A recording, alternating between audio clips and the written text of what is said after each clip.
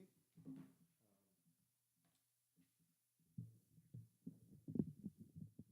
you hear me? Is it coming through there without picking it up? Okay.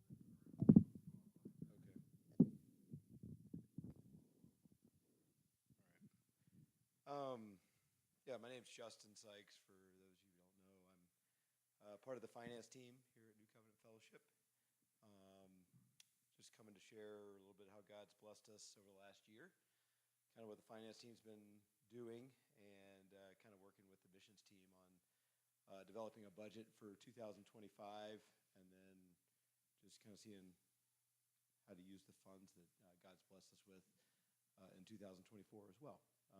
If anybody needs to speak up and say something, please do. If I missed something, what we discussed the last month or so, there have been a few changes, so if I missed something, let me know. My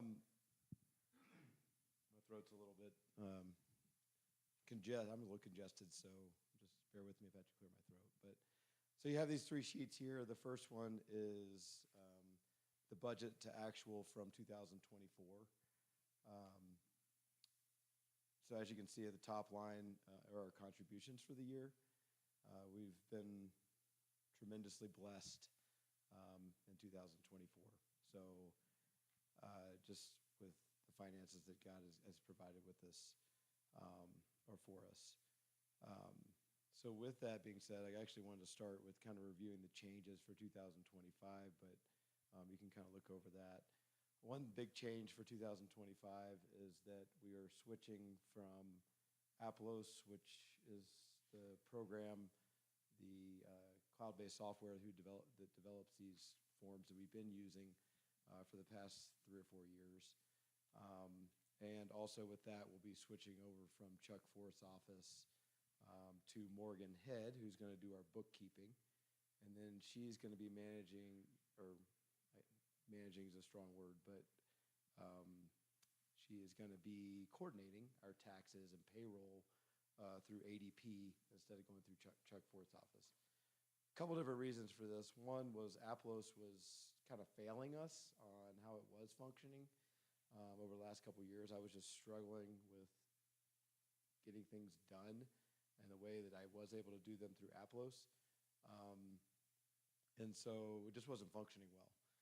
And I would call them and have to get with them at some point. With my schedule, it just wasn't easy. And so it just was kind of frustrating. Another reason is we think it's going to be cheaper to do it that way through Morgan Head. Also, another thing is it just takes the burden off of me of doing the bookkeeping through Aplos, which makes me smile. So that's another reason. And also, Becca was functioning in that role as well with me. But it's just going to kind of take that burden off, and Morgan's going to do that for us. It's not a volunteer role for Morgan. She will be paid her hourly rate for that. So just so we're clear, she is working. She has been hired by the church to serve that function for the church. Missed something.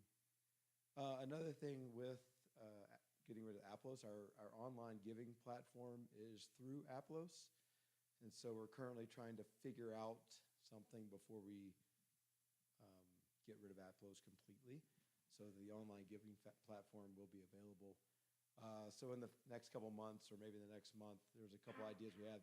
There will be a change there, and that will be updated on the website as those changes come.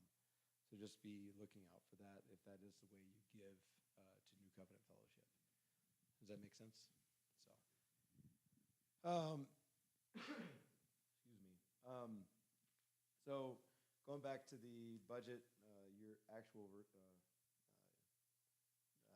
versus budgeted amount for 2024, you can just kind of see, it's really just for you to see. The biggest things are our contributions came in pretty high for the year, way over what we expected, which is great. When we did the budget, there were some big gifts at the end of the year. So when we did the budget for 2025, we didn't really calculate the big tithing amounts that came in at the end of the year. So, but we did up the budget, the contribution budget for the year. which you'll see on the next page. Anything, if anybody wants to have a quick look of that and just see what if they have any questions or anything for me. Some of those amounts are kind of off just because of the way Aplos was functioning when I was doing it. But they're close for the budgeted amounts. You'll see one thing we really don't budget for in the missions funds is missionary discretionary spending. And so one of the big line items here for the year, which discretionary spending for missions team was about $27,000. And so that makes our budget amount at the bottom look, like we spent more money than we actually did, because that's a fund amount, which you'll see on the other side. So moving on to the budget for 2025, this is going to look a little different because it was done on a spreadsheet for our budget meeting. This is the best I could do for you at this time before we get fully up and running with Morgan. But you can see the ties, what I projected for 2024, because we did this budget meeting at the beginning of December, was $26,000. And then for 2025, we upped our projected budget or tithing amount to $235,000, which actually obviously is much less than what we actually brought in at the end of the year for 2024. You'll see on that sheet one of the big changes for the year after discussing things with and Joe, you can speak into this if you want to. The missions team has suggested we change our operations and missions split to 70-30 instead of the 63-37 it was.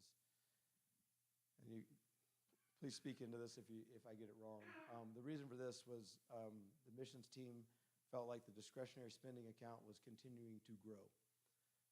And so we discussed either going wider or deeper, supporting missionaries more, or supporting more missionaries, is the way Joe explained it at our meeting, correct? And so the decision was made to decrease the amount so that we could have more on the operations side, basically, and it just wasn't needed on the mission side at this time. One thing we've discussed as a finance team through the missions team and the financial team is this is not a static number. This isn't something that has to be set in stone. It can move back and forth depending on how much money we take in. But the money wasn't being used.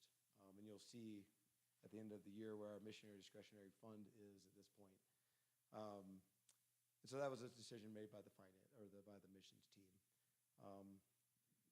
That's allowed us to give our pastors a raise. So that's a blessing. You'll see on the last year's budget that we were right at $90,000 for salaries. The reason why it was a little lower is because last year Corey was only full-time for half a year instead of a full-time year, or full-time for a whole year. And so you'll see the salaries on the 2025 side is that now that accounts for Corey being full-time for the entire year, and then also a raise. And it may be a little bit more than that, but yeah, so that's what that difference is in those budget amounts. Does that make sense? Okay. Those are the biggest things. The projected amount. Like I said, the 235 projection was done before we got the final tithe amount for the year. And so we have some wiggle room. The way we've done stuff for the church, you'll see the fund accounts on the last page. These are things that we save for. So all of our missionaries have a year's worth of money for them. Say we couldn't support anybody, there's a year's worth of money for them to be supported for that year if everything went south. We also have an emergency fund for the church if everything went south. We have a little bit, so the way this works is we get money in, we've fund things for the month, and then the extra money goes into the growth fund on the operations side. So you'll see on that the growth fund's about $33,000 right now. The purpose for that is for, one of the things the growth fund did before was renovate the sanctuary when we needed that, or when we have growth needs in the building or growth needs in supplies, or whatever that may be. That's our extra money to use for the needs of the church. We've talked about how to make this place more functional on that end of the building as well, and what needs. And say one day needed to move, or we needed to have a bigger space overall, that's what that money would be for. That's what it's sitting there for. So hopefully that'll grow, so our ability to do things that are necessary for our church, we can do it without taking on debt one day. That's a goal of the church. So does anybody have any questions about that? I know you're looking at it quickly. I know you're, does anybody have any questions at all?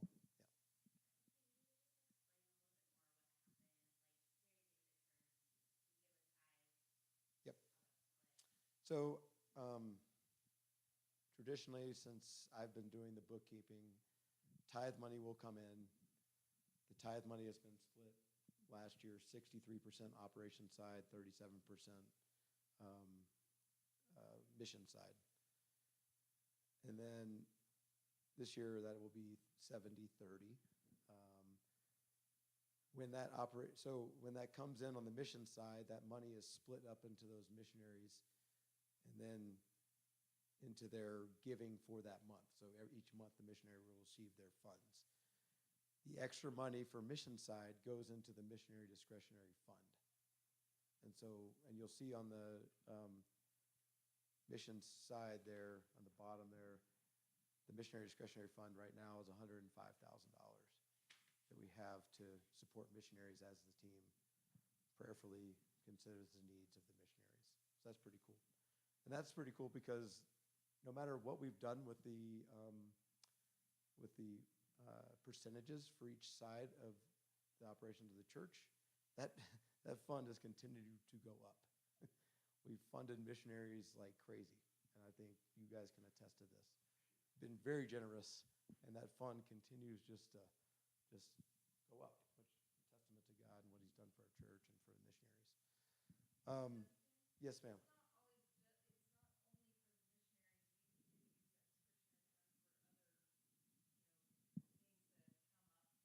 Yeah. Within the community, right? Yeah. Thank you for that clarification. Yeah, it's used for within the community. We have a compassion ministry fund, which is used for members in the church.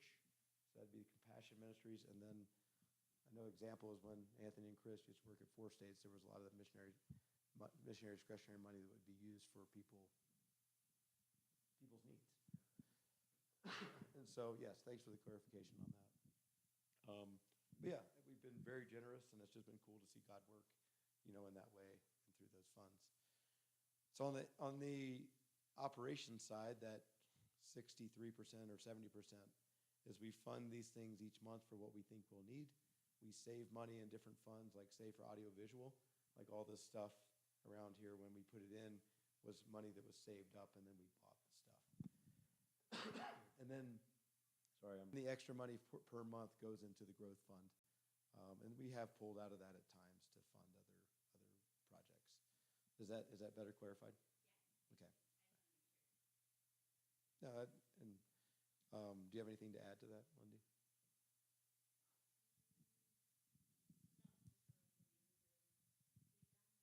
Yeah. It's crazy though. I mean, just working with the finance team and the just godly, generous people. Like the heart is, everybody's heart is giving. Is giving. It's not about saving or keeping. Even the pastors, our leaders' hearts are about giving. And we've continued to give and give and give, and God's just responded to that in a very awesome way. So part of the team, and thankful for you guys. So if you have questions on the finance stuff, you can come to me. Lindy's part of the team. Joel, I don't know, Becca, Joe Wilburn right now. Who I'm missing somebody. Travis Parker is part of the team as well. So if you have questions or anything you need clarified, please come to me or one of the team members. So, any questions right now?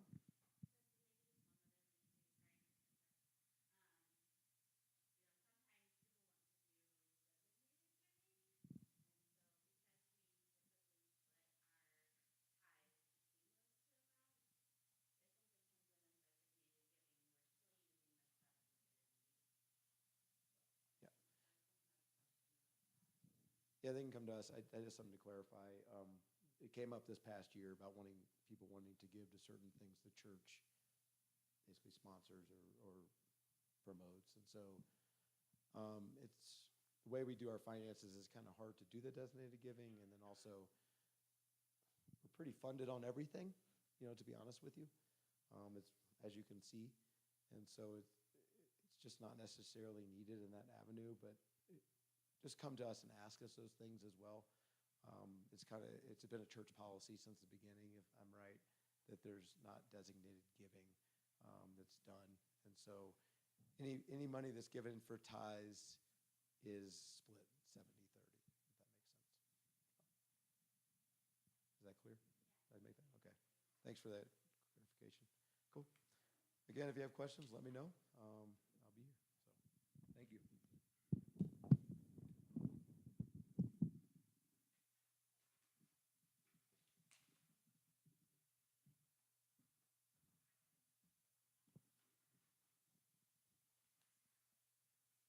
What a blessing it is to be associated with New Covenant Fellowship and to see how God has blessed us as Justin just shared financially.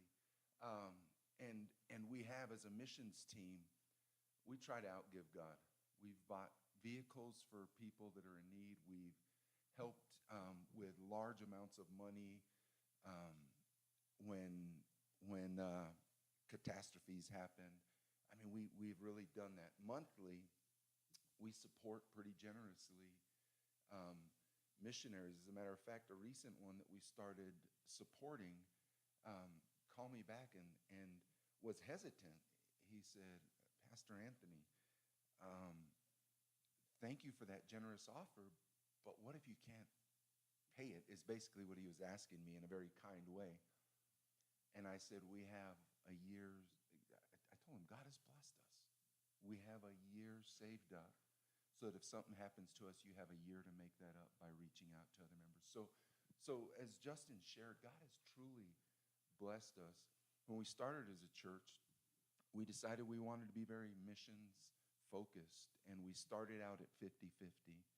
But the way God has blessed us and the way for such a small in number fellowship, he has blessed us. We're blessed to have 2 full-time elders, which it's been amazing to work with Corey, which is one of the changes for this upcoming year. And it's fun to just watch us tag team. Sometime you guys are like, do you guys even communicate? Like Anthony, Corey just called me 5 minutes ago. I've never had anybody say that, but Corey and I are not the best communicators, but we're working on that. But we want to serve well, right? We want to serve well. So my goal tonight is to just talk about corporate matters. We're thrilled that we have a Sunday school adult class, and Chris has been leading that and doing a marvelous job. And I'd encourage you to invite folks to come to that. You guys are in Romans now, going to 1 John, correct? So close. Oh, okay. I knew you were doing Romans somewhere. So they finished Ephesians. They're going to 1 John, which that'll be a huge blessing to go through that. As always, we need helpers with our Wednesday evening children ministries, with our Sunday school children and adult ministries. We can always use a hand where those things are concerned. So when we formed as a church, Drew was an elder on board with us back then as well. We adopted our statement of faith from the Village Church. Good, solid. We thought we can stand behind this, and there's no sense in rewriting something that's written, but we have to receive permission from them every year. And we are looking at changing that. Are our beliefs going to change? Not in any way, shape, or form. Is our fervency to teach the biblical truth going to change? Not in any way, shape, or form. We want to simplify so that we're not having to ask permission and to just really look. So we're looking at that with the help of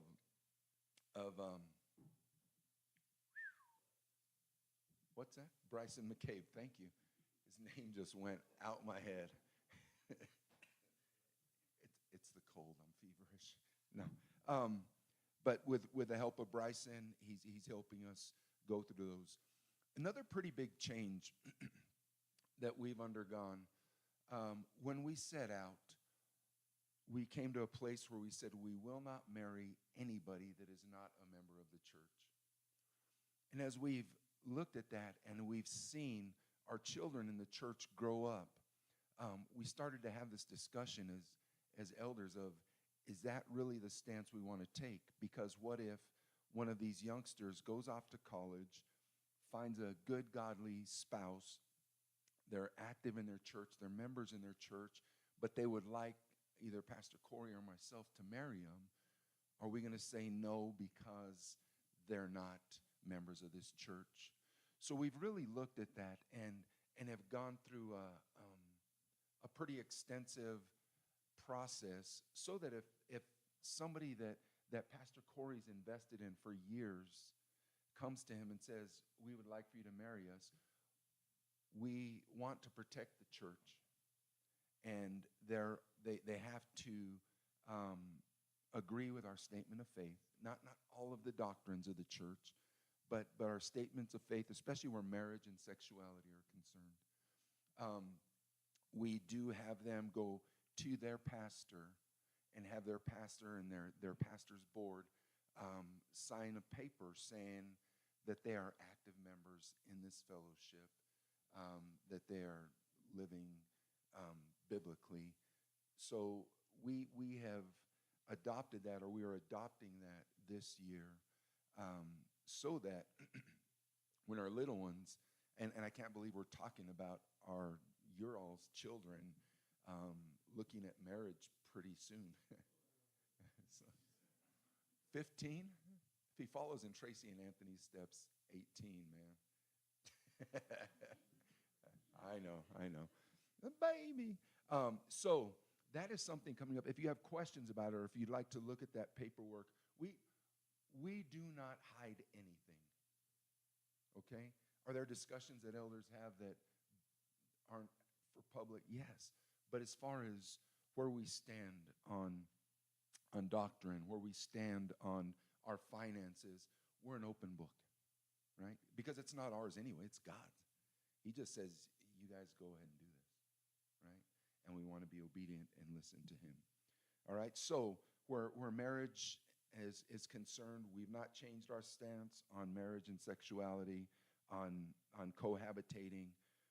But if somebody wants us to marry them, then they've got to be within the boundaries that we deem biblical and have set. All right? Any questions about that?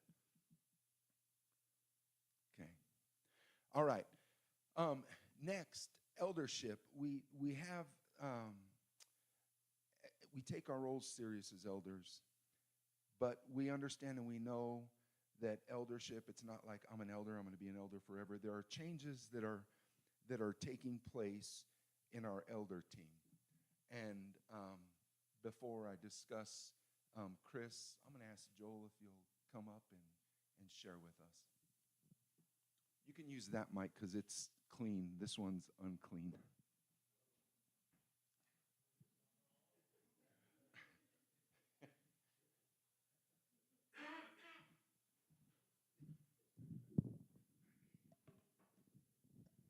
I don't have a whole lot to say other than, I've served as elder for quite some time here at church.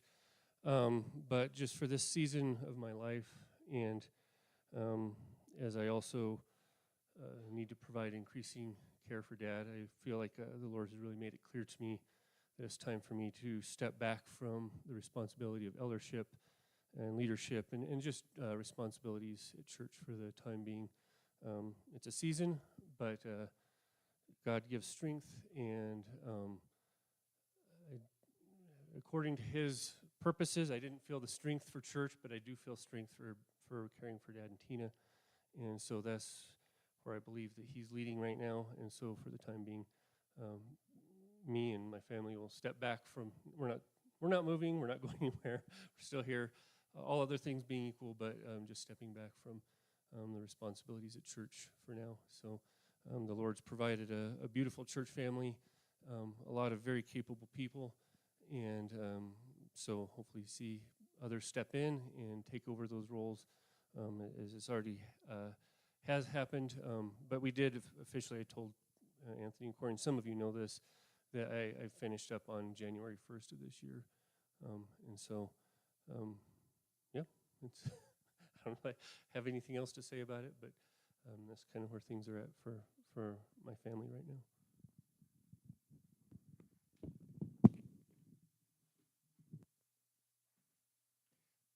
Is it appropriate to say thank you, Joel? It is appropriate to say thank you, Joel. Joel was one of the founding elders of the church as we started 13 years ago, and will be greatly missed in that role. But we know that God works how God works, and I don't know about y'all, but he makes me go, huh? A lot of times. But it's not by accident that a year ago, November, Joel, Corey, and myself went to Chris Hooten and Holly Hooten's home and gave them a letter telling them that we would really like to consider him for eldership, and gave them a moment to pray about that. We asked you all to pray. We also asked you, which we'll send an official letter out, if there are reservations that you have, or if there's encouragements that you have, we would like to know those things. Just because that's the diligent thing to do, because we know what the qualifications for an elder are. And as we sit, we're looking at February 16th. I don't know, we say ordaining, bringing in, I don't know what you want to call it. We're going to lay hands on Chris, all right, and Holly. A little gentler on Holly because she'll hurt you. But we're gonna bring Chris on as a full-time elder. He's been doing spending time with us in meetings, making sure that we work well together. And we've gone through books with him, Pastor Corey and myself, and we'll continue to do that. We'll continue to do that ourselves as well, to listen to podcasts and sermons on how to shepherd a church. But February 16th, mark the date. We are going to have a potluck after, because this is a huge celebration. So it's with sadness that we say farewell for this season, but also thank you all for listening to the Lord and not continuing on, Joel and Becca, in a place that's going to exhaust us and burn us. We don't ever want anybody to burn out. That's not our goal, ever, right? Sometimes we've got to step back and say, I just can't do it. I don't have it within me. So where eldership is concerned, again, we're not bringing Chris on because Joel is leaving. We're bringing Chris on because we've been through a process, and that's going to be the year and a half. We said 18 to 24 months. So that's why we're bringing Chris on as an elder. We pray constantly for other men in the church to step up if the Lord so places that on their hearts, to aspire to the position of elder, as the word says. All right? So you can find in our online, you can find in our Who We Are section what the qualifications for an elder are. You can speak with Corey and myself. You could still talk to Joel about that. He knows all about that, or to Chris about that. Yes, sir.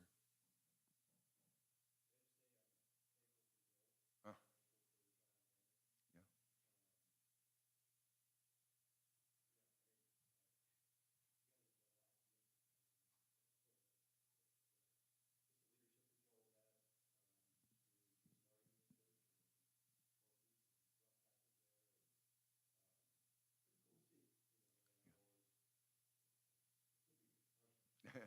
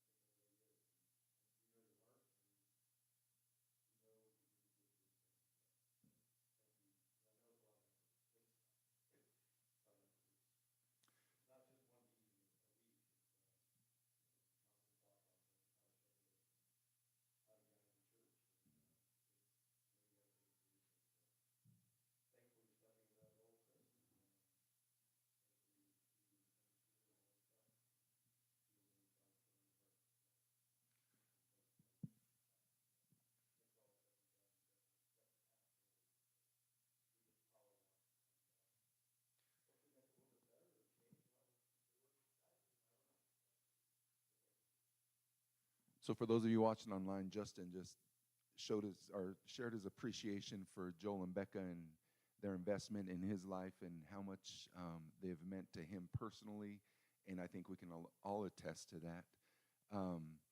It's kind of weird for me to be at an elder meeting without Joel, because for the 21 years I've been in town, Joel's been working with me for about 20 of those on boards and then elder boards. So, and then Justin also said that he's thankful for the Hooten family as they come on and take that role as elders, and it's been fun to watch that as well, because the Hooten family has taken that role without the title, and I think that's important to see and to know, without recognition, without a desire for recognition, but because God has called them to serve. So Justin, thank you for those words of encouragement for both families.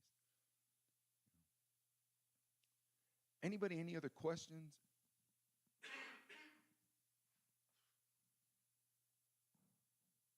Anybody else? All right. Did I miss any corporate matters, Reverend Madsen? Okay. All right. And you hear the kids back there having a blast. So, again, the 16th, we will celebrate the Hooten family coming on as an elder family. You'll be receiving a formal email from us at some point, probably this week. If there are no further questions, Chris is going to come up and lead us in a time of prayer, and I will bid you all farewell. I'm going home. Yeah, oh, hold on. Yes.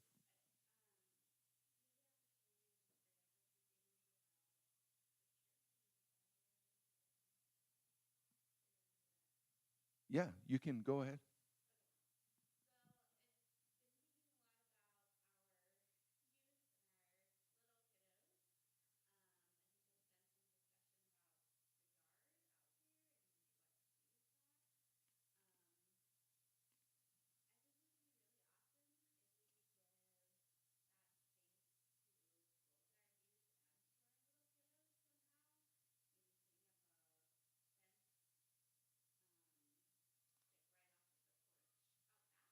Mm.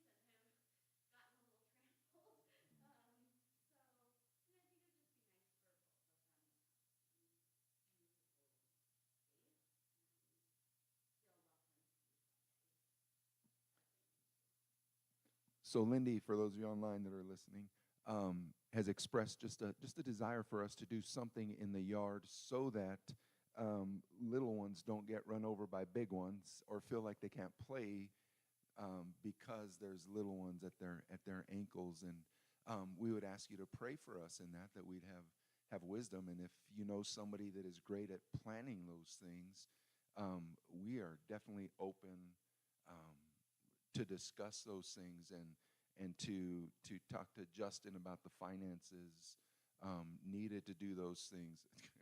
Justin said no. He's so tight-fisted. But what's that? But I agree with that. It would be wonderful to figure out a way to just make the yard bigger without more property until God sees fit to provide us with another building, which we know firsthand that he's capable of. But as somebody said earlier, just figuring out a way to use our spaces to the best of their ability. So thank you for that, Lindy. And we would covet your prayers, and a written suggestion of some sort would be awesome. We also are starting to talk to the city about the sidewalks or the curbs and figuring out how to make those safer, because they're not aesthetically pretty, nor are they functional in some places. So we're talking about that. She also brought up maybe putting AstroTurf. So that would be kind of cool. Bryson going back to the glory days. Oh yeah, give me some Astro. Yeah, yes, that's a great thought.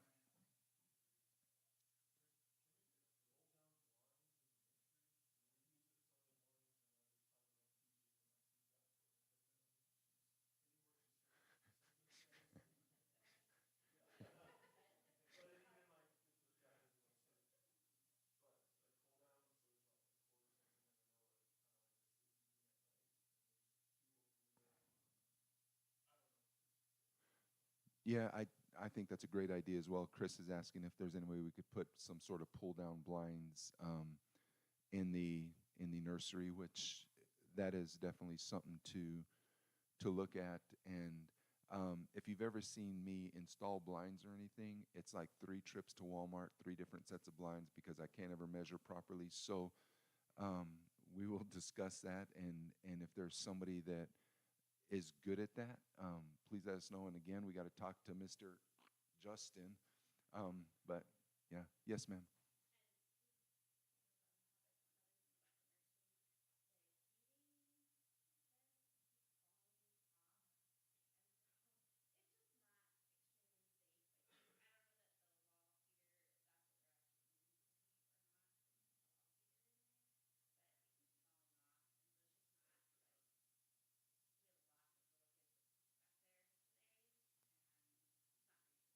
Okay.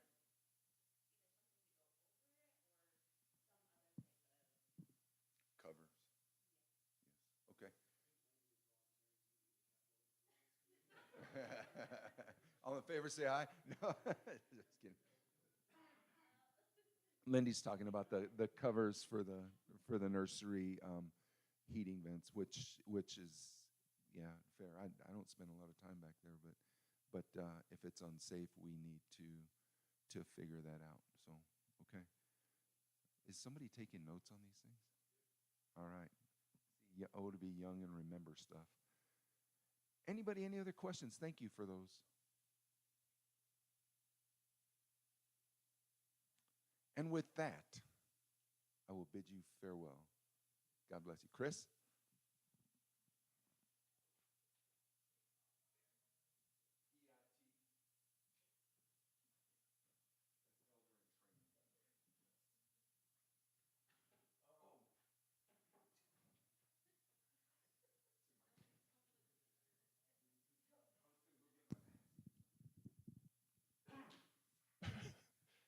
So yes, that brings us to our time of prayer. We had talked at our last elder meeting, for the sake of time, we're not going to have everybody pray. I did ask a couple people ahead of time to pray, so if I call on you to pray for something, don't feel obligated to have to. You do not have to come up here and pray in the mic either, so for those that are watching online, you're probably not going to hear the prayer. I'll tell you what we're going to pray about first, and then just have those that have agreed to or will agree to pray, and then I'll close us, and then we'll be free to go. Justin has agreed. I asked him ahead of time. He'll pray over our missionaries. So while we have silence through the web, pray for our missionaries. Jay, I didn't get a chance to ask you. Will you pray for our church finances? Awesome. Joe, also, I should have asked you while we were talking football, but will you pray over our corporate matters, the things that Anthony brought up, and then as well as the direction of the new, or not new, but the elder team now with Joel stepping down and me stepping in. But before we do all that, I would be amiss not to pray for Joel and Rebecca and for us to come in, some of you, if you feel a call to, come lay hands on them and pray for the new direction and the season in their life. And I've actually asked Drew if he would lead that prayer for us. So, Drew, I'm going to start with you. So we'll go and pray over Joel and Becca, and then Justin, if he'll just pick up from there. Yes. Yeah.